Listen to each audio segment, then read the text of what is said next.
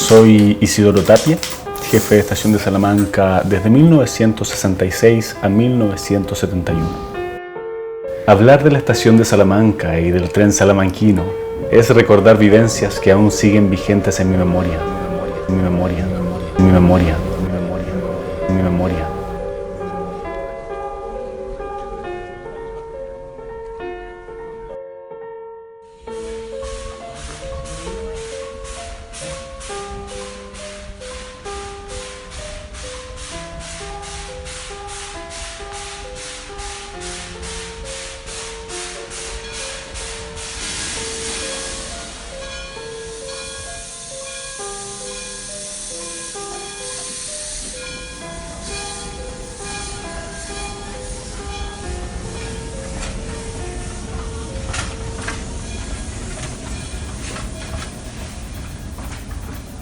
El tren salamanquino es un proceso que tiene varios hitos importantes. Un primer hito es un hito político que surge en el gobierno de don Manuel Balmaceda, que es el que impone y que propone la idea de instalar una red ferroviaria desde Los Vilos hasta Salamanca. Y luego tenemos un segundo hito que es ingenieril, digamos, en donde el mundo político, ya con la orden de la presidencia y del Estado de Chile en esos años, buscan los ingenieros que tienen que diseñar el proyecto, digamos, del ferrocarril Choapa-Salamanca o Los Vilos-Salamanca, y ahí cumplen los ingenieros ese hito que fue muy importante dadas las condiciones geográficas del Valle del Choapa y los esfuerzos y las dificultades que se tenían que resolver para traer un tren desde la costa hasta el interior de Salamanca. El resoplar del vapor y las bocanadas de humo expulsados por la locomotora contrastaban con el verdor del valle, con sus sembradíos de porotos y lentejas. Y por su marcha lenta, el viaje se me hacía un poco interminable y trataba de distraerme mirando la amplitud del valle.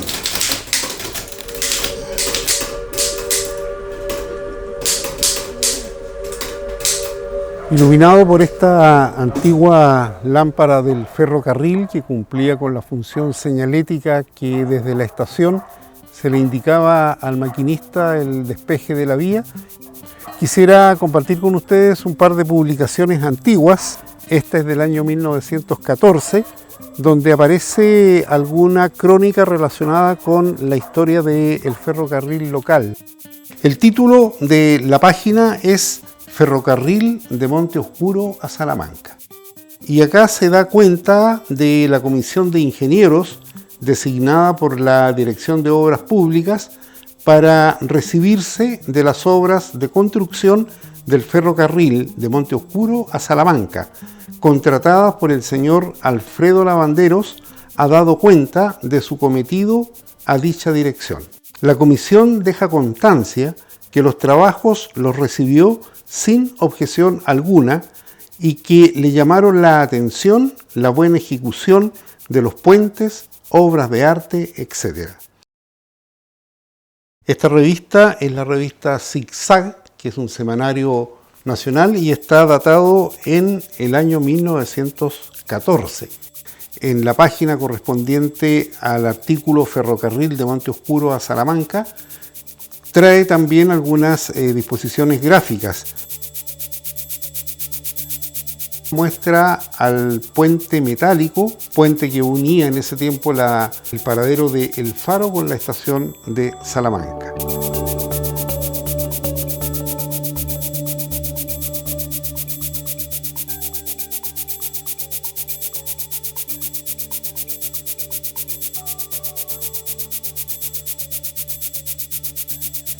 La tercera fotografía muestra el puente sobre el río Camisas. Habla de río Camisas de 68 metros de largo. Aparece el contratista de la comisión recorriendo la obra.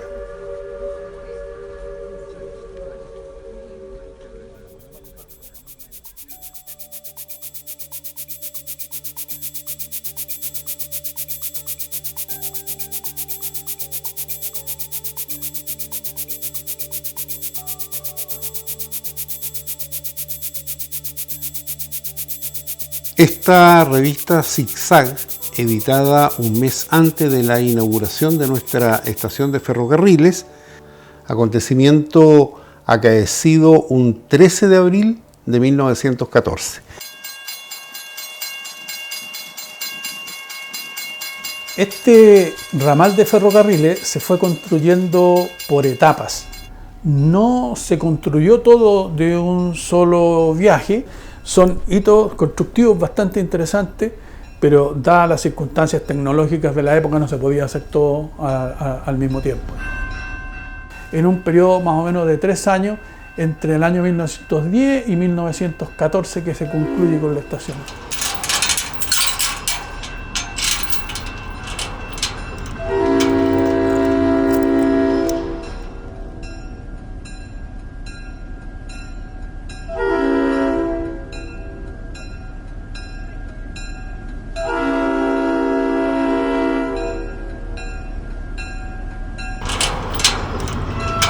Soy hijo de un funcionario del ferrocarril, que le llamaban Carruncho.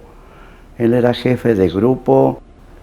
Ellos entraban a las 7 de la mañana y salían a las 5 de la tarde. Mi papá.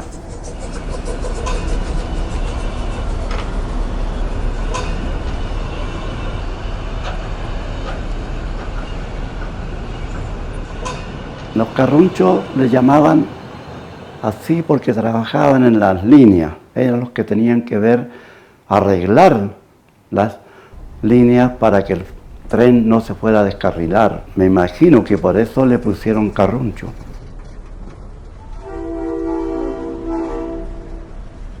Bueno, el ferrocarril dio mucho trabajo a mucha gente. Vivían de el trabajo que tenían en ferrocarriles del Estado en ese tiempo.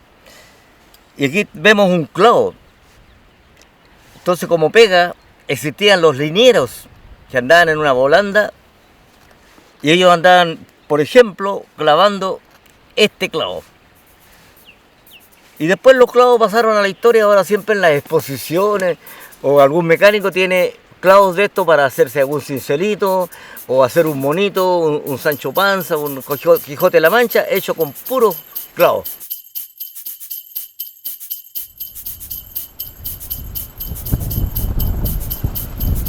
Más de 1 metro.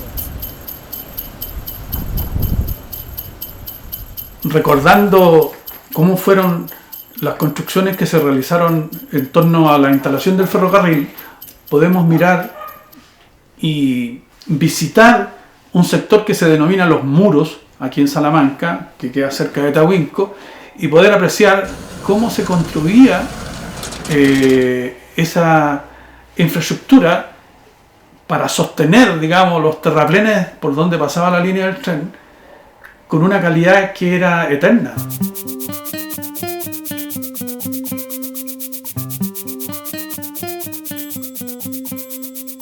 Este sector se llama Los Muros, es un sector que no se le ha dado la importancia que tiene desde el trabajo que se hizo Ferrocarril del Estado, por lo que hay personas que todavía me han comentado a mí que los padres de ellos, los abuelos, trabajaron en este trabajo de ferrocarriles muchos años atrás. Se supone que tiene mucho más de 100 años, del 1900, hay más o menos una fecha estimativa.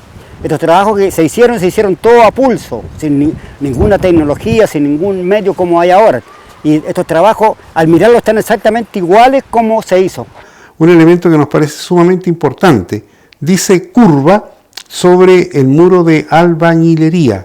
Se refiere específicamente a los muros que conocemos hoy día nosotros con ese nombre, que unía la estación de Tahuinco con la de Limáhuida, y es una obra de gran significado porque era la contención para los derrumbes que se provocaban por el paso del tren o por las lluvias. Aquí, para que ustedes vean y se dan cuenta de la dimensión del trabajo que se hicieron un siglo atrás, este trabajo fue todo manual. Aquí no hay ninguna piedra que se puso al lote o que sobre, está todo como alineado. Aquí lo que explicamos, estas separaciones que quedaron entre piedra y piedra, tienen la finalidad de que no quedara tan rígido. En caso de un temblor, un terremoto, esto no se partiera. Esto, al mirarlo acá, estas dimensiones, y al mirar hacia el interior, fácilmente este muro tiene 2 metros aproximadamente de anchura. Aproximadamente, a simple vista, uno ve que puede ser 2 metros de profundidad. Estratégicamente, cada ciertos metros se hacía este trabajo, se le dejaba una entradita para que las piedras no chocaran entre ellas y no se partieran. Aquí hay una piedra que a lo mejor no le sirvió, pero se nota que a lo mejor ellos la tuvieron un minuto pensada en instalar y la dejaron de lado, no le cuadró o no le gustó a alguien. Entonces, todos esos detalles ellos lo miraban, si es cosa de mirar el trabajo. Y la importancia de este trabajo, que fue a mano, todo a mano. Aquí no sé, este tiempo no existían los topógrafos, no existía nada. Este cemento, esta calidad de cemento que yo creo que ahora no existe, tiene mucho más de 100 años y ustedes ven el trabajo. Este trabajo, si ustedes lo miden y si miramos hacia abajo, esto no está arriba, esto puede tener perfectamente 1 metro de profundidad para abajo o más. Una buena base, no trabajo así al lote, sino que todo un trabajo muy bien planificado y muy bien hecho. Nadie conocía la historia de los muros, esto es real que existe, más de 100 años. Si la estación de Tacuinco tiene 110 años, 115, esto fácilmente puede tener 120 años, fácilmente.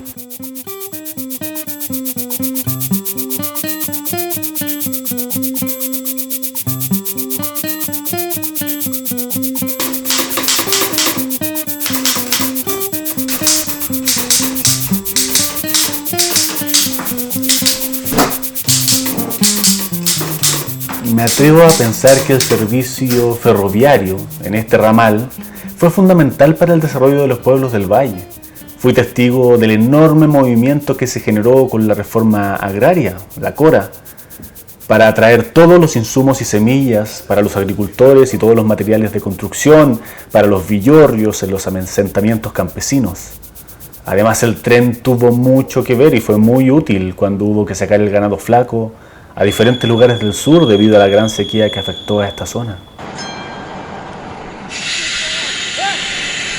Y nos encontramos en el empalme. Este es el empalme Choapa. Esta línea que se hizo el año 1923 y la antigua se comenzó en 1909 y se terminó en 1914. Para integrar los Vilos e Illapel se hizo este nuevo trazado. Este nuevo trazado llegaba hasta Iquique, de 1800 kilómetros de distancia. Esto es una parte histórica y aquí todavía existe el cambio. Este es el cambio o palanca, existían los palanqueros, ¿cierto? Era bueno para la palanca el caballero, para mover el tren que venía desde Illapel a Salamanca. Porque no te olvidemos que existía un tren que se llamaba el Salamanquino.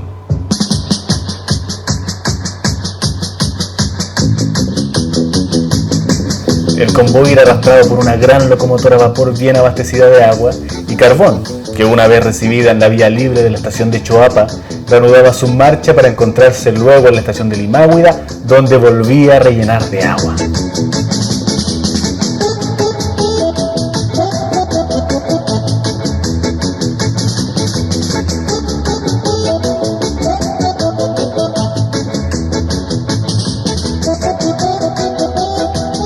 El tren de Salamanca salía tipo 7 de la mañana y cuando estaban las máquinas a carbón, hasta el 1960 recorrió carbón y vapor. Ese era el recorrido de esas máquinas. 7 de la mañana más o menos se calculaba media hora que llegaba a Tacuinco. Aquí estaban los pasajeros, estaba la funcionaria de correo que era mi madre, que en ese minuto tenía que entregar lo que era encomienda, lo que era correspondencia, al señor que andaba en el coche que tenía el correo para recibir todo eso. Entonces era todos los días y aquí llegaba la gente en la mañana a la que viajaba y también venían los vendedores. Había gente que aquí tenía una posibilidad de vender sus productos. Por lo general era el pan amasado, vendían los huevos cocidos, el té, aprovechaban de vender todas esas cosas en la mañana, que era como una tradición. De momento que pasaba el tren ya empezaba todas las actividades porque el tren era un espectáculo.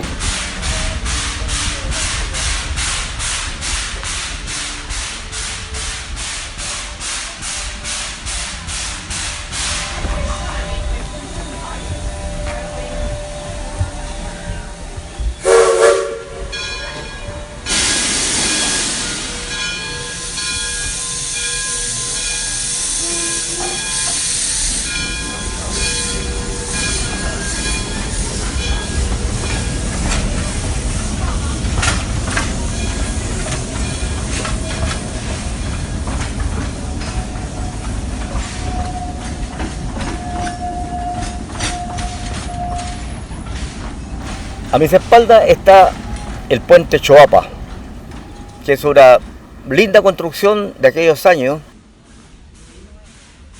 Y en la punta sur se existiría el cambio que iba hacia Salamanca o tomaba rumbo a Calera.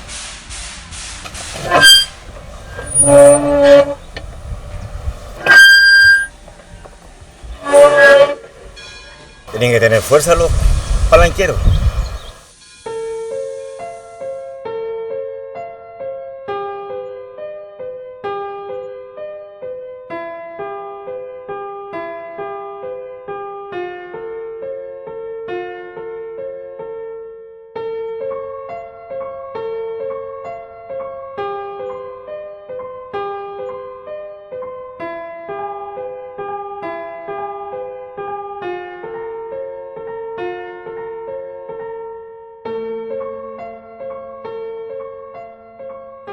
Una segunda revista, Zigzag, es de Santiago de Chile, noviembre de 1916.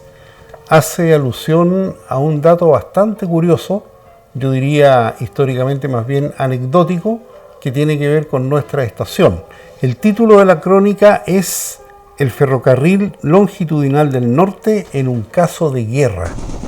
Y el cronista que hace este análisis determina de que la construcción de la línea férrea correspondiente a la red norte adolece de ciertos vacíos que en caso de guerra quedaría el país cortado en dos. Y una de las primeras razones, y que nace del Estado y de la orden de Manuel Balmaceda, es de carácter estratégico militar.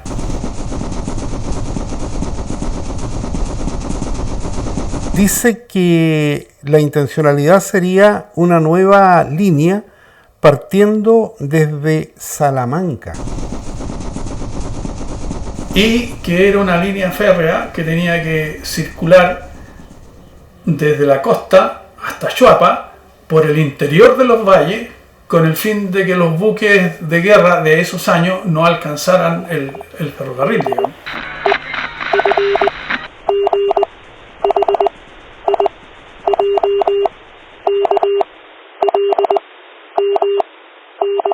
Nos encontramos en la antigua estación de ferrocarriles de Tahuinco. Nosotros llegamos el año 1960 a esta estación, pero mi papá estaba acá en la localidad por la empresa de ferrocarriles el año 1940. Toda la vida hemos vivido acá, tanto mis hermanos que son menores que mí, mis familiares. Estoy gracias a la profesión de mi papá, que era ferroviario, y mi mamá, que era funcionaria de correo. La función de correo era recibir las cartas, los telegramas, cartas certificadas, las encomiendas. Mucha gente no sabía escribir ni leer. Entonces mi mamá, aparte de recibir las cartas, tenía que leer las cartas a la persona y además darle la respuesta a ella, que lo que la persona le comentaba. Entonces ella se encargaba de enviarle la carta con su puño y letra a la persona, al hijo, cómo estaba el papá, el familiar. De 1954.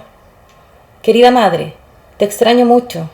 Espero te encuentres muy bien junto a mis hijos. Yo estoy Abrazos bien, a ti, madre, con mucho trabajo. trabajo. Pronto Y llegaré a espero viajar bien a estar con ustedes será un muy largo pronto. viaje, pero Por que ahora espero con ansias. envío mi amor Saludos a cada a ti, uno de ustedes, a y mi algo de padre dinero e hijos, para los gastos de los tu niños. hija siempre, También zapatos Carmen. para ellos. Acá en Los Vilos la vida es muy rápida y cada día los extraño tanto. Abrazos a ti, madre siempre querida. Pronto llegaré en el tren, será un largo viaje, pero que espero con ansias. Saludos a ti, a mi padre e hijos. Tu hija siempre, Carmen.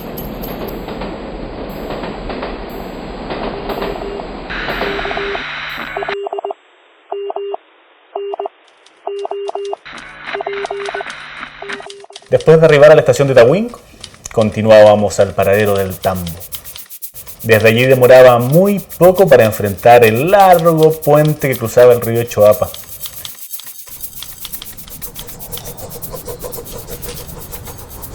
Y con un pitazo largo anunciaba que ya estábamos pronto a hacer la entrada a la estación de Salamanca.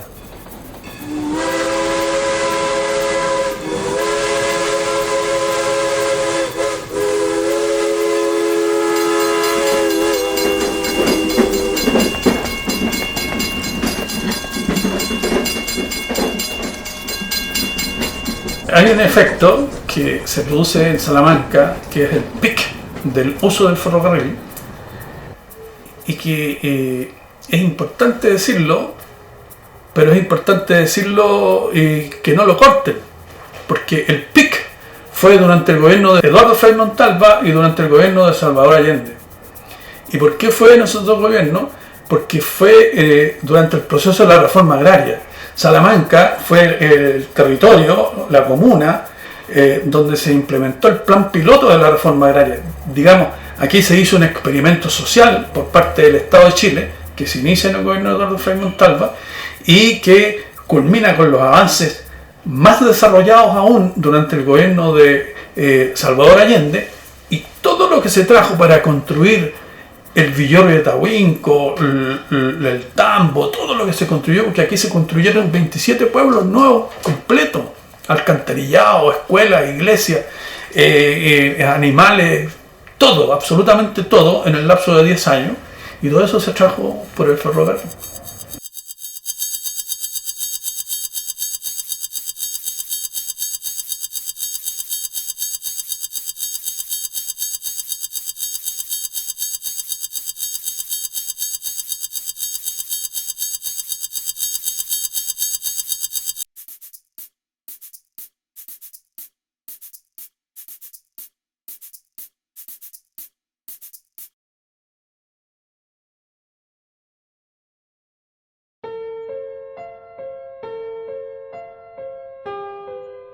Salamanca en aquel entonces era un pueblo muy afectuoso y alegre, dedicados al comercio y la agricultura.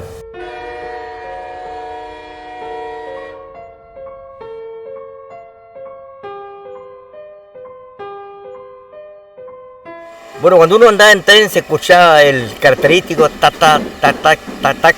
Era porque las ruedas pasaban por el añadido de los rieles, que en ese tiempo se hacían apernados, muy bien reforzados. Aquí nos encontramos justamente en la línea que venía el tren salamanquino desde Illapel.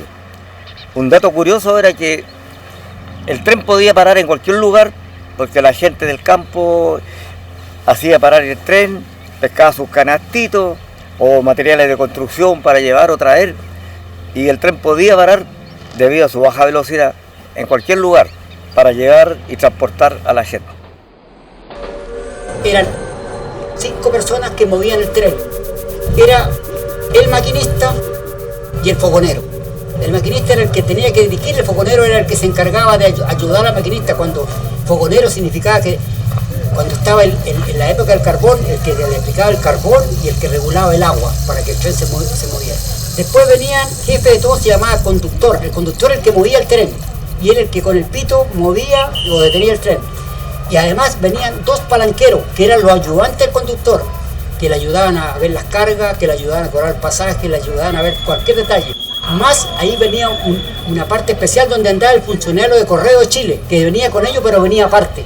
El pasaje era un cartoncito de unos 5 centímetros por unos 2 de ancho, un cartoncito donde salía Tahuinco, Salamanca, todo con su número de serie y el destino.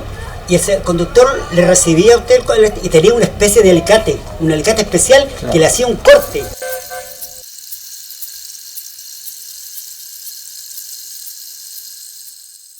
Pero el ferrocarril tenía un problema, que los gobiernos del Estado de Chile antes de 1973 no lo veían de la manera que lo comenzaron a ver después de 1973 en el sistema económico de libre mercado. Resulta que el tren, para los economistas de la dictadura de Pinochet, no tenía rentabilidad económica, porque efectivamente el ferrocarril no producía rentabilidad económica, era no rentable, no le producía ganancia al Estado. En la dictadura se comienza a evaluar el tema de desarmar el ferrocarril porque no producía rentabilidad, pero nunca se evaluó que la rentabilidad del ferrocarril antes de 1973 era una rentabilidad social. Al Estado no le interesaba ganar plata con el ferrocarril, sino que le interesaba que la gente desde Los Vilos hasta Salamanca estuviera conectada. Y esa era la rentabilidad social, porque por el tren se trasladaban a los escolares, a los enfermos, a la producción, a la producción que favorecía a los más pobres. Todo se hacía por el tren y esa era la rentabilidad social, no producía rentabilidad económica. Quería recordar también mis profesores, mis queridos profesores. Ellos llegaban acá, por lo general viajaban mañana y tarde en el tren. En muchas oportunidades ellos viajaban todos los días y el tren era el acercamiento que tenía hacia nosotros.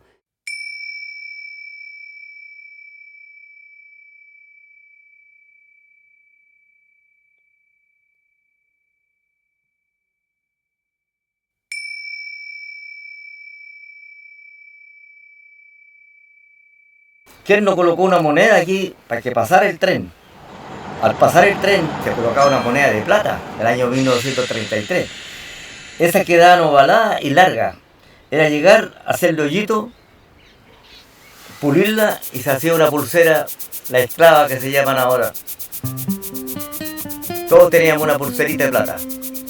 Uno de los grandes legados que nos dejó la empresa de ferrocarriles de Chile en el plano cultural fue la edición de la revista En Viaje. Esta era una revista que se vendía en las estaciones, se vendía también en los trenes y traía una serie de crónicas, de notas, principalmente ligadas a la historia, a los mitos, a las tradiciones del país. Y en las páginas finales siempre aparecían los itinerarios y los valores de los boletos. En esta edición, que es de 1958, en la penúltima página se puede leer el tema de los precios de los pasajes. El tren partía en Mapocho, de allí pasaba al puerto.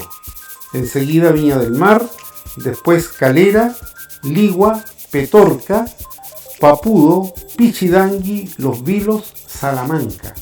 Es decir, esta revista pone en valor la función de nuestra estación, no como un ramal, sino que como parte integrada de la red norte del ferrocarril.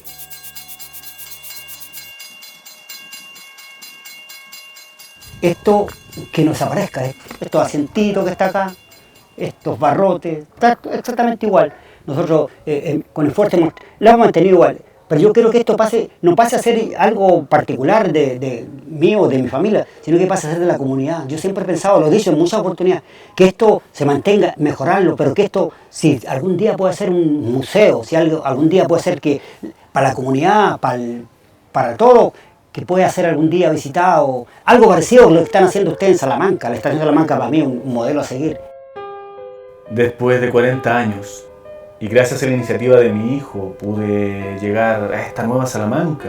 Me dieron la alegría de que el edificio de la estación había sido rescatado para convertirlo en un centro cultural. Por esta razón tengo el agrado de acompañar una foto ampliada de ese recinto. Además he agregado una fotografía de medio cuerpo, como un recuerdo de lo que yo era en aquel entonces como jefe de estación de Salamanca.